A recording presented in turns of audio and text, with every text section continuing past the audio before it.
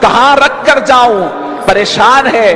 بھیڑیا پوچھتا ہے کہ کس بات کی فکر ہے؟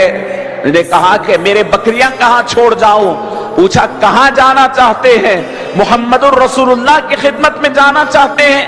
اگر محمد الرسول اللہ صلی اللہ علیہ وسلم کی خدمت میں جانا چاہتے ہیں تو بے فکر ہو کر چلے جاؤ، تمہارے بکریوں کی میں حفاظت کروں گا۔ دل کے کانوں سے سماعت کریں، بھیڑیا خونخوار جانور ہے، بکری اس کی غذا ہے، بکریوں کو چیرتا ہوا آیا، لیکن اب وہی بھیڑیا پلٹ کر کہتا ہے اگر تم محمد الرسول اللہ کی خدمت میں جا رہے ہو تو میں اپنی خونخوار طبیعت کو چھوڑ دیتا ہوں اور تمہارے بکریوں کا محافظ بن جاتا ہوں۔ تم جا کر آؤ، اس وقت تک تمہارے بکریوں کی میں حفاظت کرتا ہوں۔ یہ چرواہا نکل جاتا ہے، کہتا ہے یہ کیا ماجرا ہے؟ مدینے کے اندر داخل ہوتا ہے، صبح صبح فجر کی نماز کا وقت ہے، رسول اللہ صلی اللہ علیہ وسلم کی خدمت میں حاضر ہوتا ہے۔ نماز فجر کے بعد حضور بیٹھے ہوئے ہیں، صحابہ کے درمیان ہیں۔ اللہ کے رسول صلی اللہ علیہ وسلم اس چرواہے کو کہتے اٹھو اور سناؤ کیا واقعہ تمہارے ساتھ پیش آیا ہے، تمہیں کس نے میرے پاس بھیجا ہے اور اب تمہاری بکریوں کی حفاظت کون کر رہا ہے؟ عزیزان گرامی، یہ واقعہ محدثین اپنی حدیث کی کتابوں میں نقل کرتے ہیں۔ کیا بتلاتا ہے یہ واقعہ؟ اپنے دل کے کان سے سنیں اور اپنے دل سے سمجھیں اور اپنے دماغ کو ایکٹیو کر کر سمجھیں کہ اس دنیا میں بہت سارے بھیڑیے ہیں اور آپ کی جان کے دشمن، آپ کی عزت کے دشمن، آپ کی اکتائی اور آپ کی اتحاد کے دشمن، ہر اعتبار سے آپ ان کے آنکھوں میں کھٹکتے ہیں، لیکن آپ کے وہ بھیڑیے آپ کو نقصان اس وقت تک پہنچاتے رہیں گے جب تک آپ رسول اللہ سے دور ہوں گے، حضور کی خدمت سے دور ہوں گے، حضور کی نوکری سے دور ہوں گے، حضور کی صحبت سے دور ہوں گے، حضور کی سنتوں سے دور ہوں گے، آپ کے دل و دماغ کے اندر حضور نہیں ہوں گے تو دنیا کے بھیڑیے خونخوار طبیعت سے آپ کی طرف لپکیں گے، اور جب آپ اپنے قدم حضور کی طرف بڑھائیں گے، اپنا انداز حضور کی طرف بڑھائیں گے، اپنی نگاہ حضور کی طرف بڑھائیں گے تو بھیڑیے تو یہی ہوں گے، یہ آپ کے نقصان پہنچانے کے بجائے آپ کے محافظ بن جائیں گے، آپ کے محافظ بن جائیں گے۔ دنیا پوری اللہ رب العزت کے قبضے قدرت میں ہے۔ رسول اللہ صلی اللہ علیہ وسلم کو فرمایا وَمَا أَرْسَلْنَاكَ إِلَّا رَحْمَةً لِلْعَالَمِينَ، اے محبوب آپ پوری کائنات کے لیے رحمت ہے۔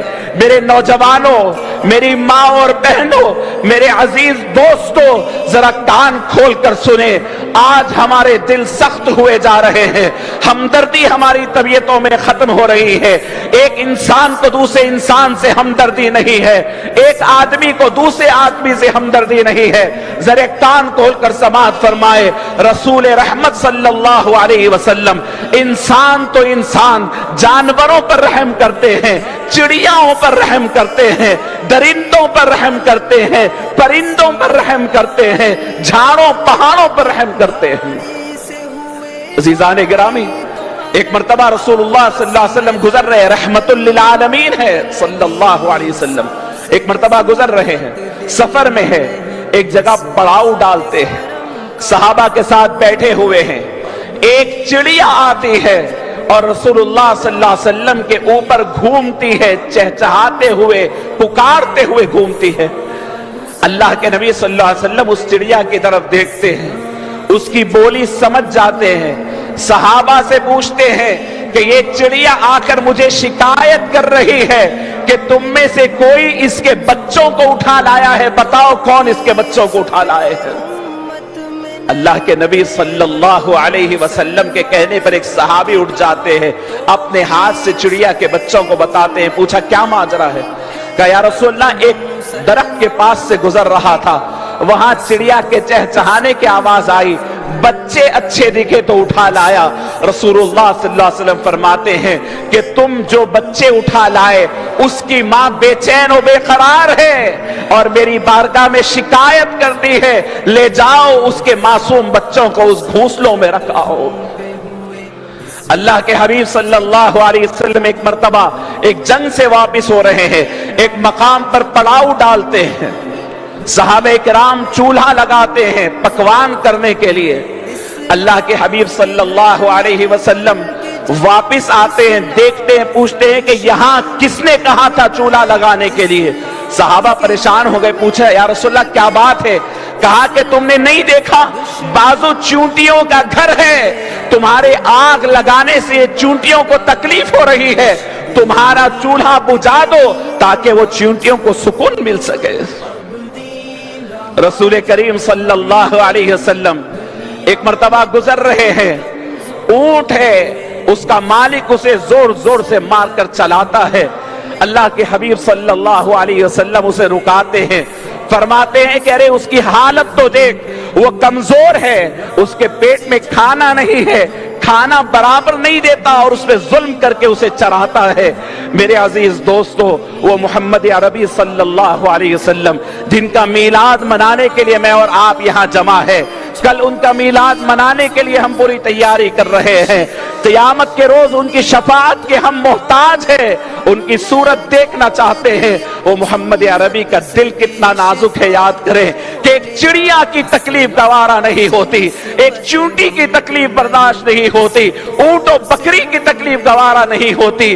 آج ہم سے کتنوں کے دل ٹوٹتے ہیں، ہمارے گھروں میں کتنی عورت بچیاں بلکتی ہیں، ہمارے گھروں میں کتنی بھویں دم توڑ رہی ہے، وہ پریشان حال ہے، سسرال کی تکالیف کی وجہ سے خودکشیاں کر رہی ہے، اور ہم اپنے آپ سے محمد الرسول اللہ کے غلام ہونے کے دعوے دار ہیں۔ ہماری سوسائٹی کیسی ہونی چاہیے؟ رسول اللہ صلی اللہ علیہ وسلم کی حقیقی محبت یہ ہے کہ وہ دل جو حضور پاک صلی اللہ علیہ وسلم کے سینے میں دھڑکتا تھا، اللہ کے رسول صلی اللہ علیہ وسلم کی سنت کے مطابق اپنا دل بنائے، مخلوق خدا کی تکلیف سے اپنے دل میں تکلیف ہو۔ عزیزان گرامی، یہ رحمت للعالمین کا جلسہ آپ کو پیغام دیتا ہے کہ اگر آپ میں حضور کی فکر ہو، آپ میں حضور سے تعلق ہو، تو پھر اس روئے زمین پر آپ کو کسی سے تکلیف یا کسی کو آپ سے تکلیف نہیں ہو سکتی۔ حضور نے فرمایا ہے المسلم من سلم المسلمون من لسانہ ویدہ، مسلمان تو وہی ہے جس کے زبان یا ہاتھ سے کسی مسلمان کو تکلیف نہ ہو۔ یہ پیغام میلاد تھا، یہ رحمت للعالمین صلی اللہ علیہ وسلم کے اس مقدس جلسے سے آپ کو پیغام پہنچانا تھا۔ اللہ رب العزت سے دعا ہے پروردگار عالم عمل کی توفیق نصیب فرمائے، حضور پاک صلی اللہ علیہ وسلم سے کامل محبت اور آپ سے کامل نسبت نصیب فرمائے، ایمان کی زندگی اور ایمان پہ موت نصیب فرمائے۔ وصلی اللہ تعالی علی النبی الامی وعلی آلہ واصحابہ اجمعین والحمد للہ رب العالمین۔